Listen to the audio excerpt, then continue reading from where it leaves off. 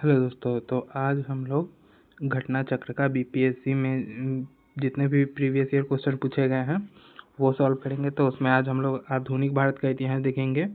तो आधुनिक भारत के इतिहास में यूरोपीय कंपनी का आगमन। तो वीडियो शुरू करते हैं। पुर्तगाली उपनिवेश का प्रथम वायसराय कौन हुआ? पुर्तगाली उपनिवेश का प्रथम वायसराय कौन हुआ? तो यह अल्मीडा हुआ। इसकी व्याख्या देखते हैं। प्रथम पुर्तगाली वास्को डी गामा भारत के पश्चिमी तट पर स्थित बंदरगाह कालीकट पर 20 मई 1498 को यहां पहुंचकर भारत के समुद्री मार्ग की खोज की। कालीकट के तत्कालीन शासक जमोरिन कालीकट के शासकों की पैतृक उपाधि थी। ने वास्को डी गामा का स्वागत किया। पुर्तगाली व्यापारियों ने भारत में कालीकट, गोवा, दमन द्वीप, हुगली एवं के बंदरगाहों में अपनी व्यापारिक कोठियां स्थापित की। 1505 में फ्रांसिस दी अल्मेडा भारत का प्रथम पुर्तगाली वायसराय एवं गवर्नर बनकर आया। आगे है गवर्नर बनकर आया। व्यापारिक हितों के परिप्रेक्ष्य में हिंद महासागर में प्रभुत्व स्थापित करने के लिए अल्मीडा ने ब्लू वाटर पॉलिसी अर्थात नीला जल की नीति का प्रोत्साहन दिया, प्रतिपादन किया। नेक्स्ट क्वेश्चन है,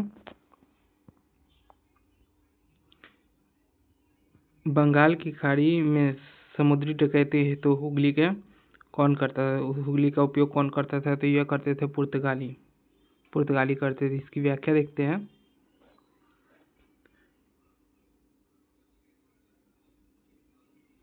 पुर्तगालियों द्वारा हुगली में बंगाल खाड़ी के समुद्री लूटपाट के लिए अड्डे के रूप में इस्तेमाल किया जाता था। नेक्स्ट क्वेश्चन देखते हैं। भारत में 1613 में अंग्रेजों ने अपनी पहली फैक्ट्री कहाँ स्थापित की थी? तो अंग्रेजों ने अपनी पहली फैक्ट्री सूरत में स्थापित की थी। इसकी व्याख्या देखते हैं। कैप्टन विलियम हॉकिंस ने सूरत में मुगल दरबार में 1609 में पहुंचा, किंतु सूरत में फैक्ट्री स्थापना की अनुमति पाने में सफल नहीं हो सका। 1611 में पुर्तगालियों के विरोध के बावजूद कैप्टन मिल्टन सूरत के समीप स्वाली पहुंचा और मुगल गवर्नर से वहां व्यापार करने की अनुमति पाने में सफल हो गया। कैप्टन थॉमस बेस्ट द्वारा 1612 में स्वापल्ली सूरत के समीप पुर्तगालियों को हराकर उसने एकाधिकार को निरंतरता तोड़ा। नेक्स्ट क्वेश्चन है, इसी में और व्याख्या है।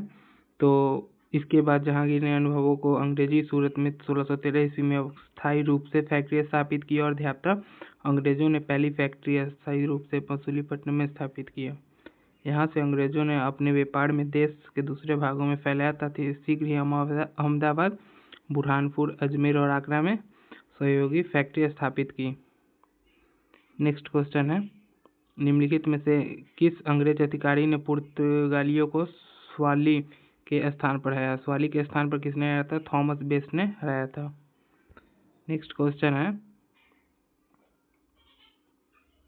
निम्नलिखित में से प्रथम कर्नाटक युद्ध में कौन सा तत्कालिक कारण था? प्रथम कर्नाटक युद्ध का तत्कालिक कारण था अंग्रेजों द्वारा फ्रांसीसी जहाजों का अधिग्रहण। कर्नाटक के प्रथम युद्ध 1746 में 48 में लड़ा गया। ऑस्ट्रेलिया का उत्तराधिकार युद्ध भी कहा जाता है, जो 1740 में आरंभ हुआ था। इसी का विस्तार था। ग्रीस सरकारों की आज्ञा के विरुद्ध ही दोनों दलों अंग्रेज और फ्रांसीसी 1746 ईस्वी में युद्ध प्रारंभ हो गया। अंग्रेज कमांडर कर्टिस बर्नेट के नेतृत्व में अंग्रेजी नौसेना द्वारा फ्रांसीसी जहाजों पर अधिकार करना युद्ध का तत्कालिक कारण था।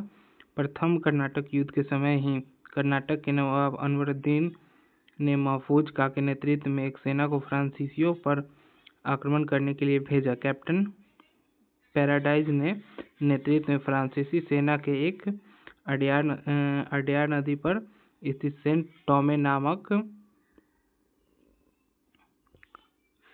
नामक स्थान पर नवाब को पराजित किया। यूरोप में युद्ध बंद होते ही कर्नाटक प्रथम युद्ध समाप्त हो गया। एक लासापेल की संधि 1748 ईस्वी में से हुई। ऑस्ट्रिया के उत्तर युद्ध का समाप्त हो गया तथा मद्रास अंग्रेजों को पुनः प्राप्त हो गया। कर्नाटक का प्रथम युद्ध सेंट टोमे का युद्ध का समीकरणीय है। नेक्स्ट क्वेश्चन है, 1760 में प्रसिद्ध वांडीवास का युद्ध अंग्रेजों द्वारा किसके खिलाफ लड़ा गया? तो यह लड़ा गया था फ्रांसीसी के खिलाफ लड़ा गया था। इसकी व्याख्या है वांडीवास का युद्ध 1760 में अंग्रेजों के फ्रांसीसियों के खिलाफ मध्य हुआ। युद्ध में फ्रांसीसी पराजित हुए। अंग्रेजी सेना के नेतृत्व में सर एयरकोट ने, जबकि फ्रांसीसी सेना का नेतृत्व काउंट डी लाली ने किया। नेक्स्ट क्वेश्चन है, उस क्षेत्र की पहचान करें जहां यूरोप वासियों को सर्वोत्तम सोरा और अफीम का प्राप्त होता था। तो यूरोप वासियों को सर्वोत्तम सोरा और अफीम प्राप्त होता था बिहार से। यूरोप वासियों को सर्वोत्तम सोरा और अफीम बिहार से प्राप्त होता था।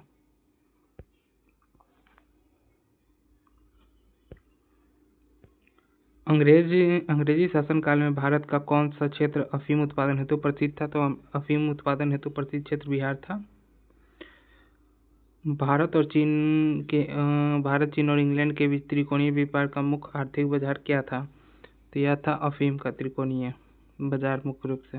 यह 17वीं बीपीएससी पूछा गया है। नेक्स्ट क्वेश्चन है, इसकी व्याख्या देख लेते हैं पहले। भारत, चीन, इंग्लैंड के मध्य व्यापार के मुख्य आधार अफीम, चाय और कपड़ा था। ब्रिटिश ईस्ट इंडिया कंपनी ने भारत के बंगाल और बिहार आदि क्षेत्रों में अफीम की खेती एकाधिकार स्थापित किया। किसानों को जबरन अफीम की खेती करवाई तथा चीन में व्यापार असंतुलन दूर करने के लिए अफीम का चीन में निर्यात किया, क्योंकि ब्रिटेन के चीन से चाय, चीनी, मिट्टी के बर्तन, रेशम अधिक आवश्यकता थी। तब विकल्पानुसार अफीम भारत का चीन, इंग्लैंड के बीच व्यापार का मुख्य आर्थिक आधार था। नेक्स्ट क्वेश्चन देखते हैं।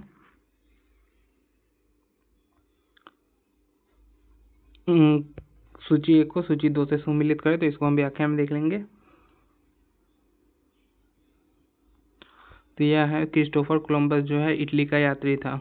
इटली का जन्म स्थान था इसका। जैक्स कार्टियर जो फ्रांस का इसका जन्म स्थान था। और सर फ्रांसिस ड्रेक का यूनाइटेड किंगडम था। फर्डिनेंड मैगेलन पुर्तगाल का था। तो इस वीडियो में इतना ही। हम लोग नेक्स्ट वीडियो में ईस्ट इंडिया कंपनी और बंगाल के नवाब को देखेंगे।